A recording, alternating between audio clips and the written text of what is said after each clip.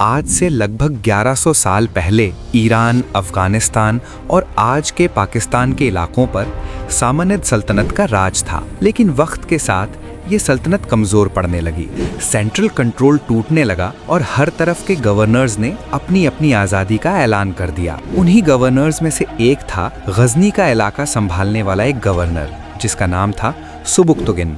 सुबुक्तुगिन ने जब अपनी आज़ादी का ऐलान किया तो धीरे धीरे एक नई ताकत उभर कर सामने आई, गजनवी सल्तनत, जो आगे चलकर पूरी दुनिया के इतिहास में मशहूर हुई। सुबुक्तुगिन ने अपने बेटे महमूद की तरबियत बहुत छोटी उम्र से ही शुरू कर दी थी। महमूद इतना काबिल हो चुका था कि अपने वालिद के साथ जंगों में हिस्सा लेने लगा। जब सुबुक्तुगिन की पहली जंग राजा जयपाल से हुई तो जयपाल को बुरी तरह से शिकस्त का सामना करना पड़ा। राजा जयपाल ने हार के बाद दिरहम यानी टैक्स देने का वादा किया, लेकिन वादा पूरा करने के बजाय 1 लाख फौज लेकर दोबारा सुबुक्तुगिन पर चढ़ाई कर दी। इस बार भी राजा जयपाल को शर्मनाक हार हुई। सुबुक्तुगिन की वफात के बाद गजनवी सल्तनत महमूद गजनवी के हाथ आ गई। महमूद गजनवी ने अपनी सल्तनत का सबसे पहला निशाना बनाया हिंदुस्तान। सन 1000 ईस्वी महमूद गजनवी और राजा जयपाल के बीच एक और भयानक जंग हुई। इस जंग में भी राजा जयपाल को हार का सामना करना पड़ा। इस बार हार का गम जयपाल बर्दाश्त नहीं कर सका और शर्म और अपमान के बोझ तले उसने आत्महत्या कर ली। जयपाल के बाद उसका बेटा आनंदपाल राजगद्दी पर बैठा। आनंदपाल के दिल में सिर्फ एक ही आग जल रही थी, अपने पिता की मौत का बदला।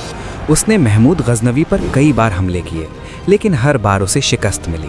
आखिरकार सन 1008 ईस्वी में आनंदपाल ने एक बहुत बड़ी जंग का ऐलान कर दिया। इस जंग के लिए आनंदपाल ने हिंदुस्तान की कई राज्यों और सल्तनतों को एक साथ जोड़ लिया। 2 बड़ी फौजें आमने सामने खड़ी थीं। शुरुआत में ऐसा लग रहा था कि आनंदपाल जीत जाएगा, लेकिन तब एक ऐसी घटना हुई जिसने पूरे इतिहास का रुख पलट दिया। आनंदपाल की फौज में शामिल जंगली हाथी तीरों की भयानक बारिश, जोरदार शोर शराबा और जंग के कोहराम से बेकाबू हो गए। हाथी इधर उधर भागने लगे। जब ये मंजर आनंदपाल की फौज ने देखा तो उन्हें लगा कि उनका राजा जंग छोड़कर भाग रहा है।